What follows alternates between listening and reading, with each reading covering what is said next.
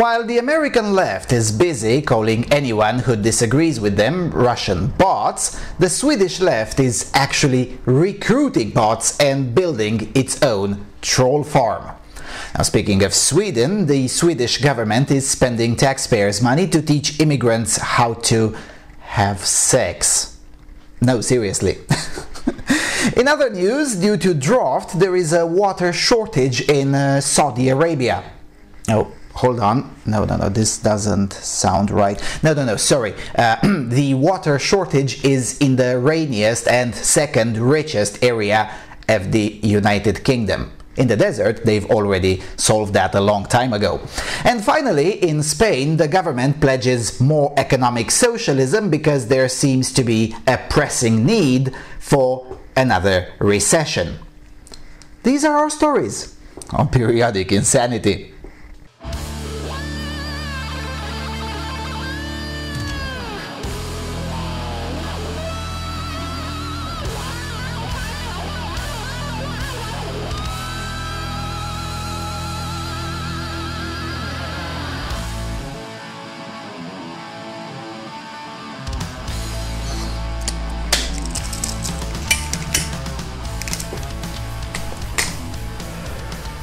Hello everyone and welcome to the 21st episode of Periodic Insanity.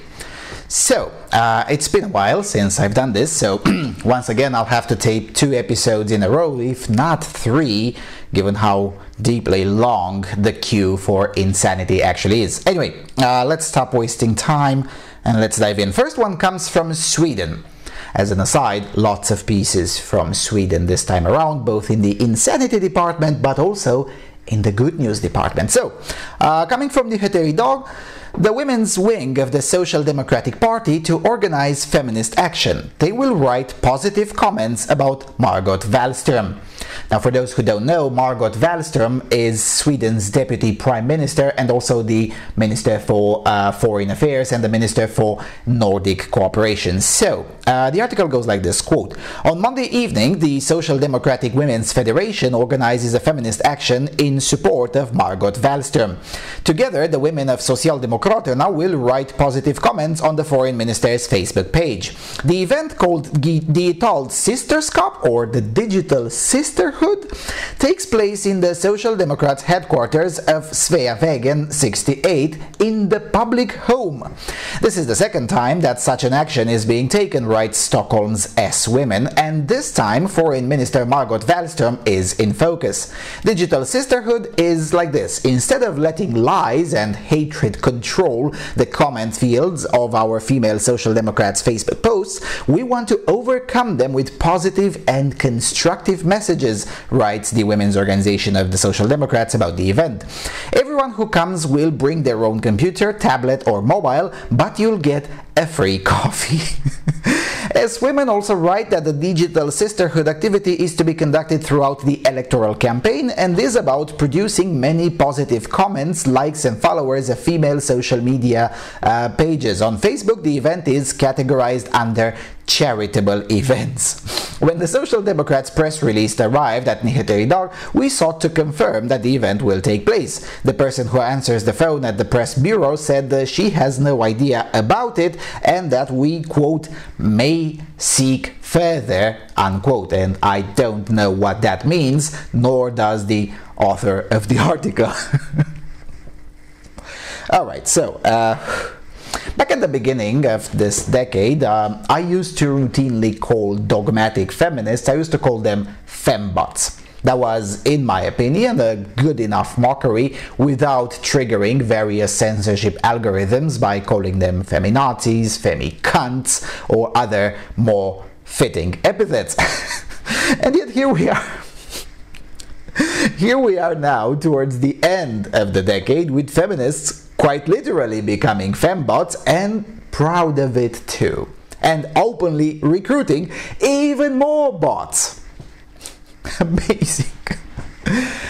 But in all seriousness, the belief manifested by the left in social media is quite astonishing in and of itself. They seriously seem to believe that the reason their political party is sinking in the polls is because of negative comments on social media. Now, mind you, this is not something new. Across the pond in the United States, the left still believes, to this day, that the social media messages are what got them President Trump.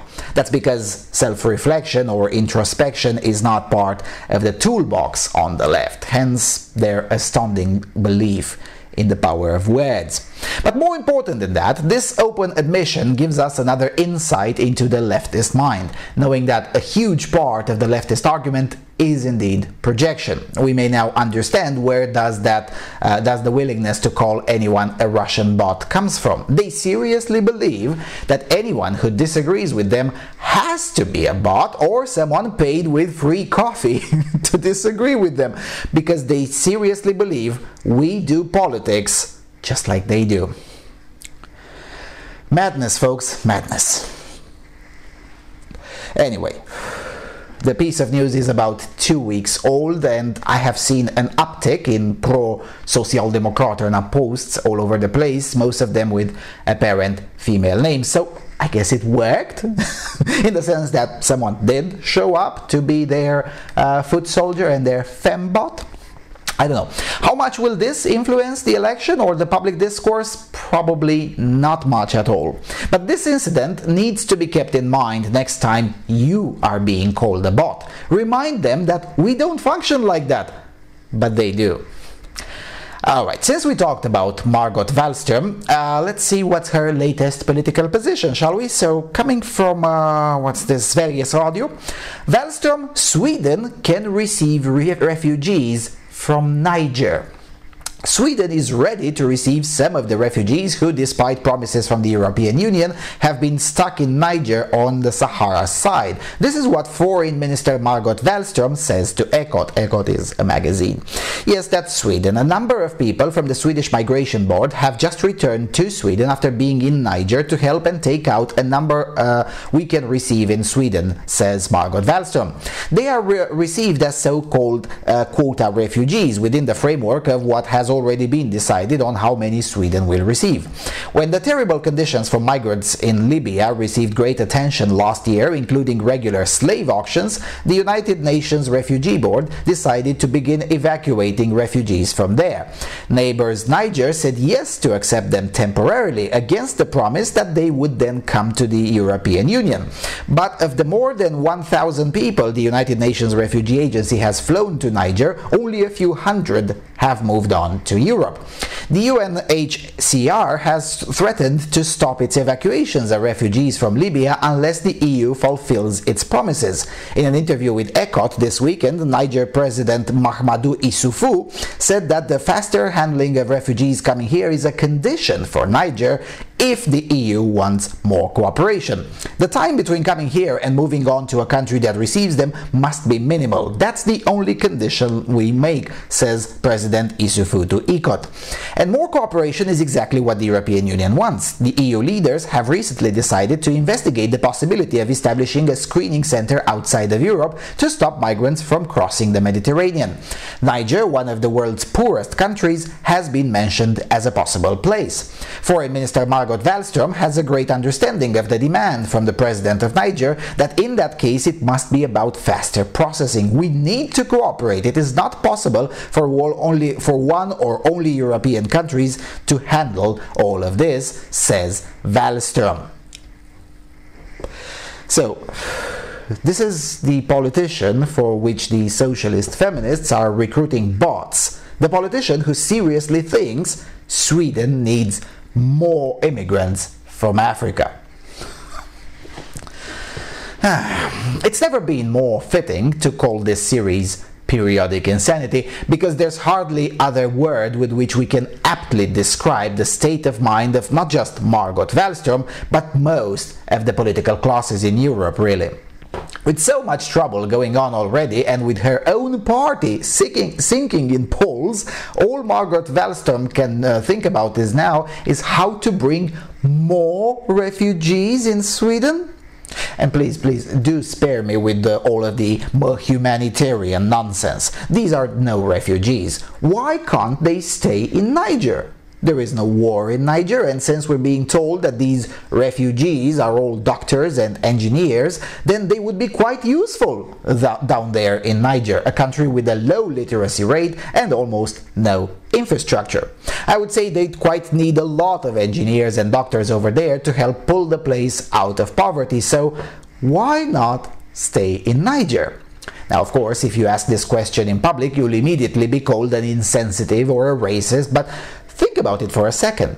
Niger needs diversity a lot more than Sweden needs it, and it also needs doctors, engineers, and teachers a lot more than Sweden does. So why should the solution of these, refugees to stay in Niger is not even considered? It would sure do help both the refugees and the host country tremendously. The refugees get to stay in a more secure place, and the country benefits from their expertise. Win-win, right? Right? But you see, Niger has actual borders. And unlike Sweden, it is already internationally recognized and accepted that Niger gets to impose conditions on who gets to stay in their country and who doesn't. And the democratically elected government over there decided that it doesn't want these people over there for more than a few months, possibly even just a few weeks. And nobody calls them racist, nobody calls them insensitive, and nobody sues them for defending their national interest. It's only Sweden that must forego its own national interest, and that includes, according to Margot Wallström, taking orders from the president of Niger. And that, my fellow deplorables, is absolute and utter insanity. And since we're on the topic of Swedish insanity coming straight from the government, let's read how the self-described first feminist government in the world is dealing with the rape culture they themselves imported. Coming from Fria Tider, the government is investing millions in teaching immigrants how to have sex. And I wish I were joking. In fact, I had to look this up on multiple sources because I seriously thought this is satire. But nope, it's not, it's true. So the article goes, quote, "The government is now pushing 5 million kronor to the Swedish Agency for Youth and Civil Society, the MUCF. The money will include the further development of Yumo.se, the government's sex information site in Dari, Arabic, and Somali. It was in April 2017 that MUCF launched Yumo.se, funded by the government. It is a digital platform with information on health, sexuality, and gender equality aimed at immigrants. The website is presented in several languages: Dari, which is spoken in Afghanistan, Tigrinian, spoken in northern Ethiopia and Eritrea, Arabic, Somali, and easy Swedish and English. The purpose is simply to inform immigrants about what is sex in Sweden." To do something sexually with someone who does not want it is sexual abuse, says so on the website. Further information about what sexual intercourse is, quote, "Together it is called when a penis enters the vagina. You need protection against pregnancy if you do not want the intercourse to lead to a pregnancy. You may also need protection against sexually transmitted diseases," close quote. On the website, sex information is illustrated, among other things, with several pictures of foreign men and blonde Swedish women. Under the tab Being in Love, exemplified by a picture of a young blonde woman who kisses a dark-skinned man, one can read, among other things, that, quote, "Being in love is usually a lovely feeling. Some people have been in love multiple times, others have never been," close quote. Now, the MUCF is commissioned to further develop the work of these information efforts in collaboration with the Online Youth Reception Network, the UMO. The mission includes expanding the information on Yumo.se, expanding skills-enhancing efforts for professionals who meet young new arrivals, as well as providing long-term skills supply for professionals through the development of web-based education, the government writes. The development of Yumo.se will primarily be done in the areas of prostitution and human trafficking, honor-related violence and oppression, including genital mutilation, sexual violence, and sexual harassment. Many adults who meet young immigrants in their vocational role lack education in health, sexuality, and gender issues. With these efforts, we can create long-term skills supply and make it easier for professionals to talk about these important issues with young people, says the Minister for Children and Equal Opportunity, the Social Democrat Lena Hallengren. The money will also be used for continued dissemination of information to increase awareness of the digital platform of so-called young new arrivals, as well as professionals who meet these people. For the execution of the mission, the MUCF will spend 5 million kronor in 2018 alone. The results of the assignment shall be reported to the government by March the 31st, 2021. No comment. I mean, seriously, what is there to be said about this that has not been said yet?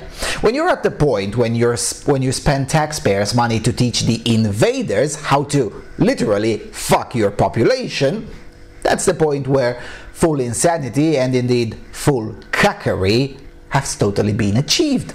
Reading through this makes it obvious that if these idiots are not removed from power this September, then it might indeed be too late afterwards. Remember, this huge immigrant influx was sold to the public as being mostly high-skilled workers who would enrich the Swedish society and generally the European societies. Yet here we are now having to, quite literally, teach them not to rape. I guess this, the silver lining here is that at the very least now the feminists will finally have something to point to when peddling their ludicrous theories about how society works. Oh, maybe not. I mean, who am I kidding here? The feminists are nowhere to be seen on this issue anyway, and on the rare occasions they do show up, they're busy explaining, or dare I say, femsplaining to everyone how it's basically white cis men who are at fault. Because last year, if you remember, because we covered it on this channel, the Swedish feminists were seriously trying to convince us that the grenade attacks in Malmö or the rapes during the New Year's celebrations were in fact just as likely to be perpetrated by native Swedes, and that in fact it is men in general who are the problem. And this is why I'm not optimistic, because even if a less insane coalition wins the next election, it will still leave a plethora of militant ideologues that permeate most of the press, all of the academe, all of the social services, and most of the local bureaucracies. You know, the deep state, basically. And then, good luck purging those. Alright, let's move forward to a story about cowardice. Scarlett Johansson drops out of trans role after backlash, titles The Guardian. Scarlett Johansson has dropped out of her role in fact-based drama Robin Tug after backlash from the trans community. The actor was set to play the role of crime kingpin Dante Tex Gill, who was born Louis Jean Gill but identified as a man. He used his massage parlors as a front for prostitution. In light of recent ethical questions raised surrounding my cast as Dante Tex Gill, I have decided to respectfully withdraw my participation in the project, Johansson said in a statement to Out magazine. Our cultural understanding of transgender people continues to advance, and I've learned a lot from the community since making my first statement about my casting and realized it was insensitive. Since news of the project was announced with her ghost in the Shell director Rupert Sanders attached, backlash has followed from trans actors and activists. Transparent actor Trace Lysette called the decision indicative of the industry at large. Hollywood is so fucked, she tweeted. I wouldn't be as upset if I was getting in the same rooms as Jennifer Lawrence and Scarlett for cis roles, but we know that's not the case. A mess, close quote. Johansson's initial response via representative brushed off any criticism. Tell them that they can be directed to Jeffrey Tambor, Jared Leto, and Felicity Huffman's reps for comment, it read. Tambor, Leto, and Huffman all successfully played trans roles in, respectively, the TV show Transparent, Dallas Buyers Club, and Trans America. Her later statement hints at a greater awareness of what the casting meant to many in the community and industry, close quote. So, let me get this straight, no pun intended. The story of Dante Gill is the story of a woman pretending to be a man. And the Hollywood producers had picked a woman, Scarlett Johansson, to pretend on the big screen to be a woman who pretends to be a man.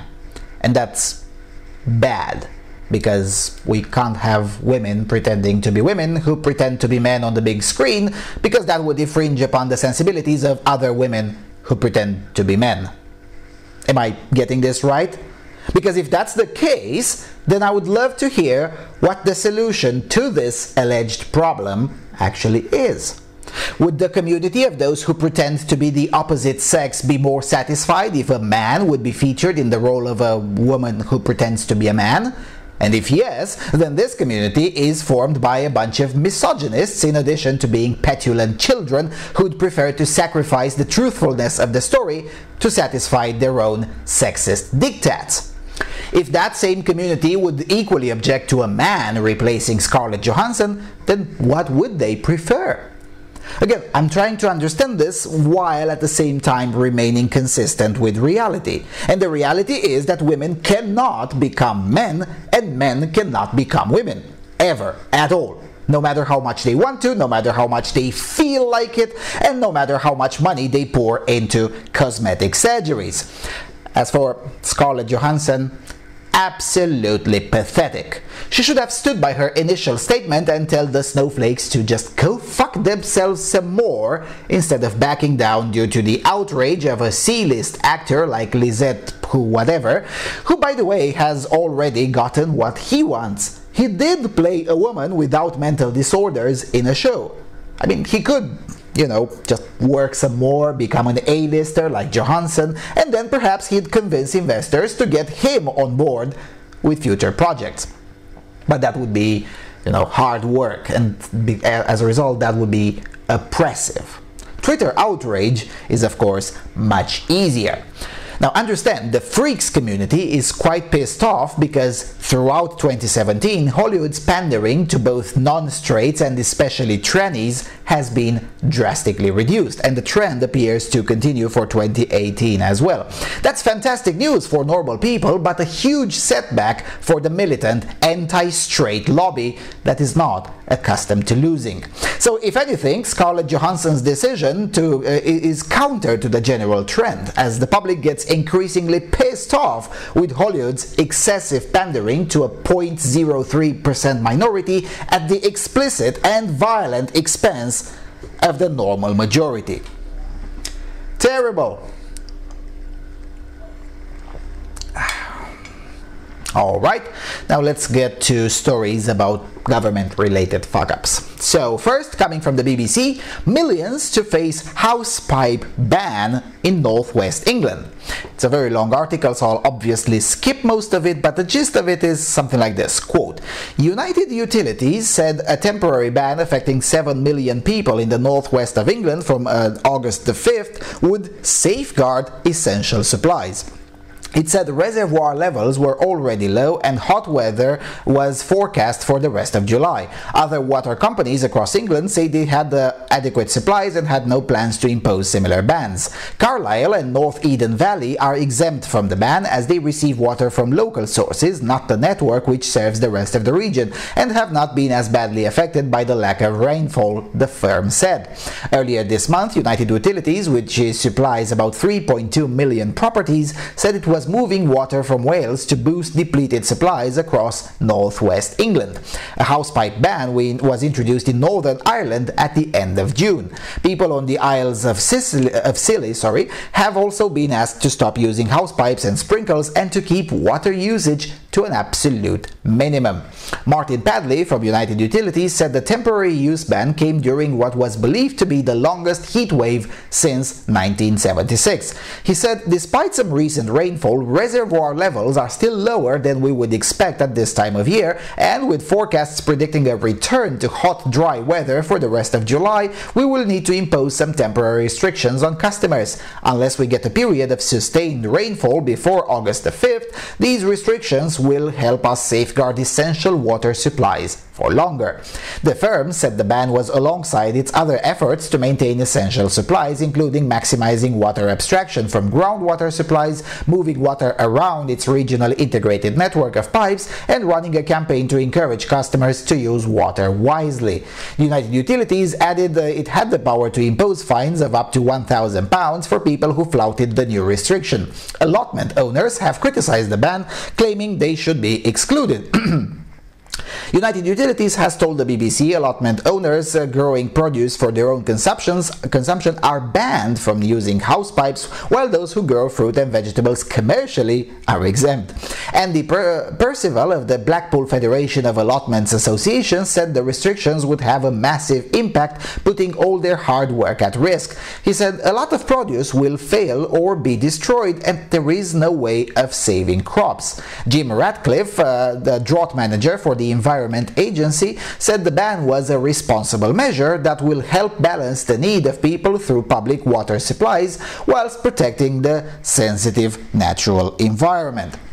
But people in the region questioned the decision on social media, asking why it was necessary and highlighting the water company's profits.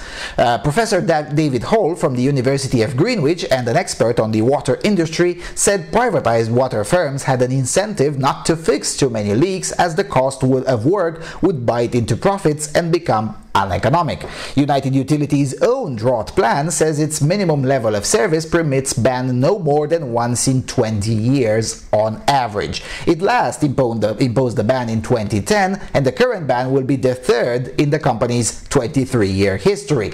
Last year, the water regulator handed the company an £8 million underperformance penalty, close quote. So,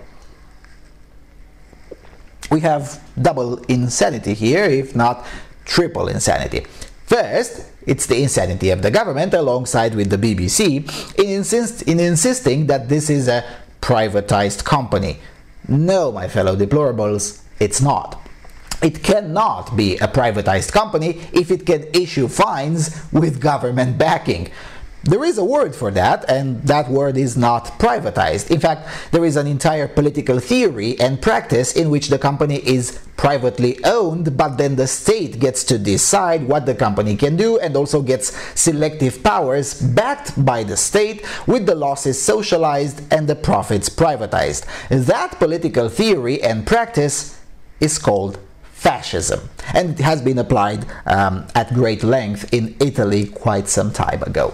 The second insanity comes from the people who, instead of lobbying and working to diversify their local markets, prefer to whine and promote envy on the profits of United Utilities. It goes to show that the leftist instinct is still very much alive and well in the United Kingdom, which shouldn't be a surprise after all, because Marx loved to live in London and died in the United Kingdom at a time when the place was rife with socialists.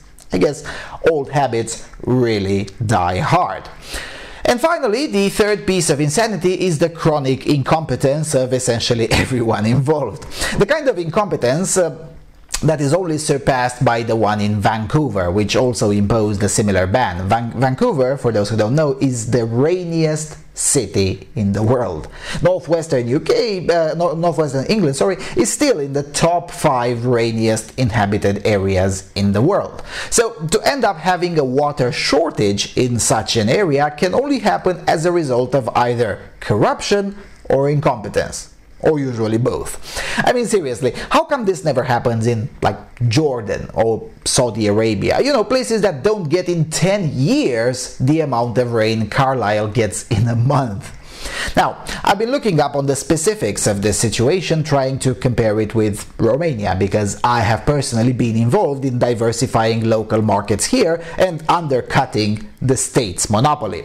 And the first thing I noticed is that the significant chunk of properties in the areas concerned do not have water meters.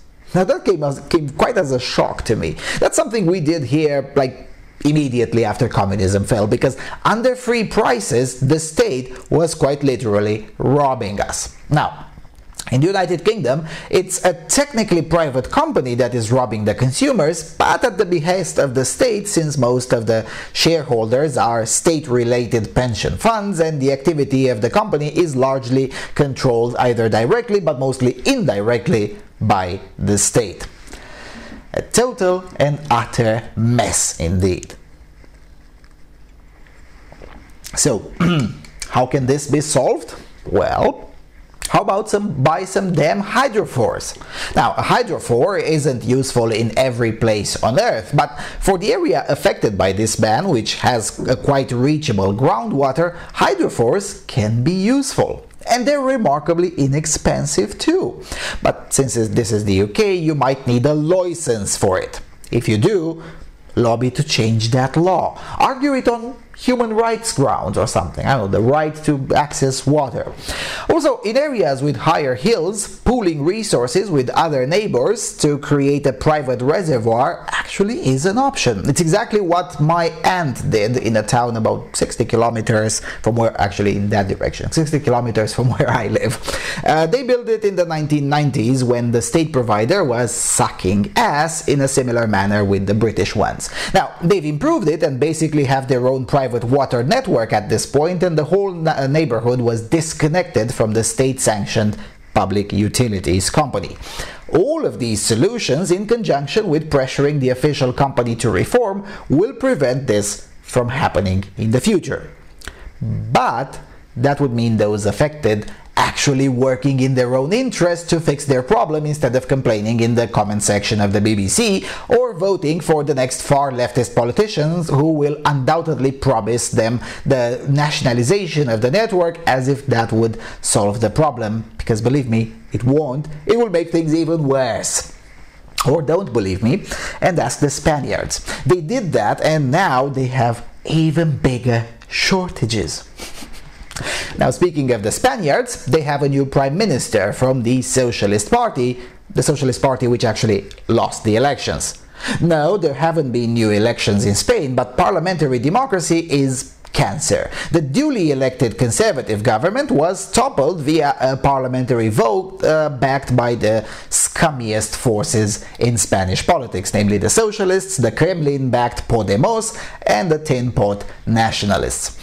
As a result, even though he lost the elections in 2016, Pedro Sanchez of the Socialist Party is now the Prime Minister, which scored almost the lowest in its history. But few people are even trying to pretend Spain is an actual democracy anymore. So, coming from the Financial Times, Spain's new Prime Minister vows to raise taxes and spend more.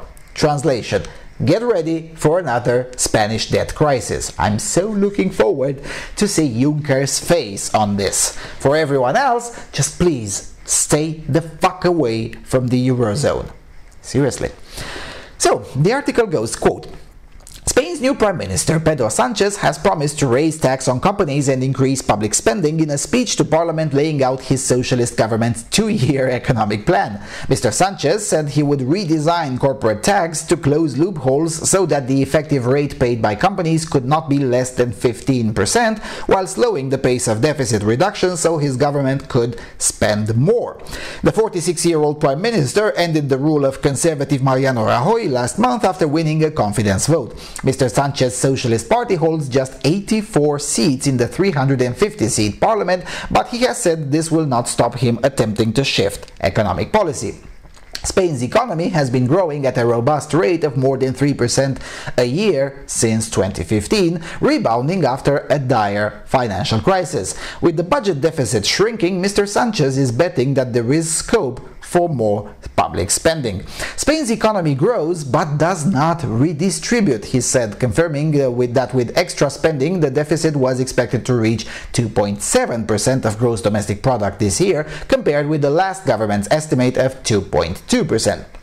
The government has promised a pay increase for civil servants and to allow more spending by Spain's 17 regions.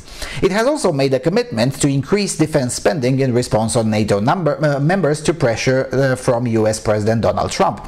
They are coherent objectives with the economic evolution of our country and coherent with the social needs, Mr. Sanchez said. Spain's debt-to-GDP ratio is 98%. 8%, higher than the EU average. The country is also the last subject to the EU's so-called excessive deficit procedure. However, Nadia Calvino, the country's new economy minister, has said that even with a slower pace of deficit reduction, Spain is on track to meet EU budget targets. Market reduction to plans for a slower rate of deficit reduction has been muted. Mr. Sanchez also said his government would seek to redesign the corporate tax so that the effective rate of large corporations is close to the headline rate of 25% and in no case less than 15%. The government will also propose a bill to help fight tax fraud, which will include measures to ban tax amnesties. Mr. Sanchez said his government wanted to encourage growth and decent employment, advance social cohesion and equality, advance our democracy, overcome the Catalan crisis, and participate actively in building the European project. One of Mr. Sanchez's first acts last month was to appoint the country's first mostly female cabinet, while he struck a progressive tone by allowing entry to a boat carrying migrants rejected by Italy. Last week, he met the leader of the Catalan government, Joaquim Torra, marking a step change in relations between Madrid and Catalonia after the region's push for independence.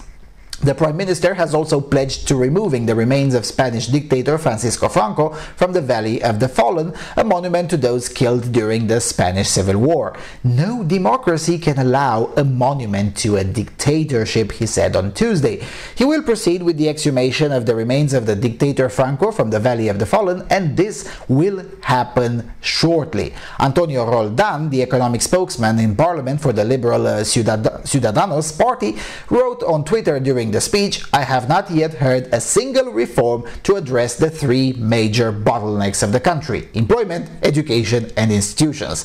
You cannot live by gestures. Forever." Close quote. Now, a bit of reality check. The main driver of the deficit are the pensions, and the issue keeps on growing alarmingly fast. The second main driver of the deficit is the fundamentally unfriendly business climate. Arguably the worst in Europe, but definitely in the top 5 worst in the Western world. Perhaps the French system could be worse. Tough call anyway. Now, if you remember from the previous episodes when we discussed Canada's pensions, I told you then that the entirety of Europe is suffering from this economic disease, namely state pensions. The state overpromised and there is no way it can deliver. Now, some will say this is the case in the United States as well, because the US has also an entitlements-related issue, but I do insist, compared to any country in Europe, the entitlements-related issue in the United States is an utter joke.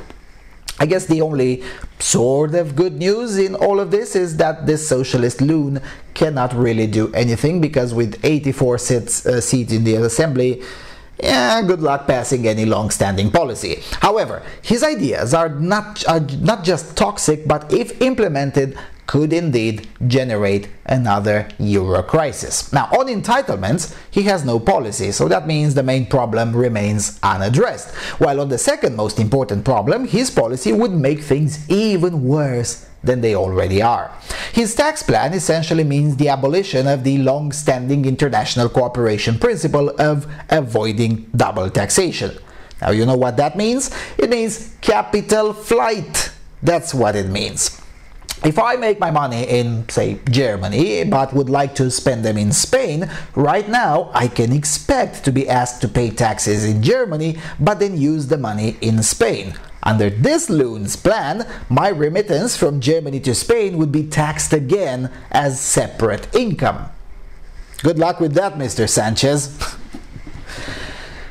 Also, while this article doesn't say it, his government is already back to the old socialist habits that kicked the Partido Socialista Obrero Español out of the government in the first place back in 2012, namely extreme feminist policies. Most recently, the PSOE-led government tried to amend the provision in the criminal law related to consent to sexual activity in such a way that it would quite literally require a notary to be present not just before, but during the sexual intercourse as well, in order for the consent to be legally valid. And no, I'm not joking. I wish I were joking. Now, for those of you who've been reading my work for many years, you might remember the articles I wrote 6 or 7 years ago about something called La Ley contra la Violencia de Género, or the law against gender violence. Now, at the time, I even collaborated with Spanish feminists trying to get that insanity repealed, because the situation had gotten so much out of control that you had cases of men going to jail because they farted next to a woman, and that was legally gendered violence. The way this chap is behaving basically shows us that socialists never change, and they never learn from past mistakes, not even when it would be pragmatic for them to do so, or at the very least pretend to have done so. Now, the Spanish public appears to have learned the lesson and did their best legally possible to keep them out of power both in 2012 and in 2016, but here we see again the limitations of parliamentary democracy type of arrangement. And sadly, there is no quick fix in the case of Spain, because this type of arrangement is the result of long compromises during the transition to democracy period that followed the death of the national syndicalist dictator Francisco Franco. So it's unlikely any of this will change anytime soon. But to make things a lot worse, there's also the economic issue, which is impossible to fix without ruffling some feathers. No matter what you do, some big group will get their knickers in a twist, and it will require the military to calm them down, because the Spanish public, just like the Greek public, tends to be, how should I put this, quite temperamental, I guess. Nevertheless, for as long as Spain is in the straitjacket of the euro currency, few things can be done to seriously address the problem. And with a debt to GDP ratio at 98%, growing yourself out of the debt is also next to impossible. I wish I had a solution for this. I seriously do, but I don't. And nobody has, because there are no solutions, only trade-offs, and all of the trade-offs quite painful. And the more time goes on without at least trying some of the accomplishable trade-offs, the more painful the situation will get. This will not end well, because it cannot end well. Oh, and on top of all of this, there's also mass immigration, which, unlike everywhere else in Europe, it is actually increasing in Spain. Good luck with that too. Anyway, I'll tell you about mass immigration in Spain in the next episode, which I will tape right away, and you'll probably see it tomorrow or much later today, depending on your time zone and how long it takes me to edit. Anyway, so with all of that being said, thank you all for watching. Thank you for your consistent and generous support. Please do consider throwing a few dollars for this operation if you derive any value from this. Do subscribe to my social media, and I will see you all very soon on Freedom Alternative.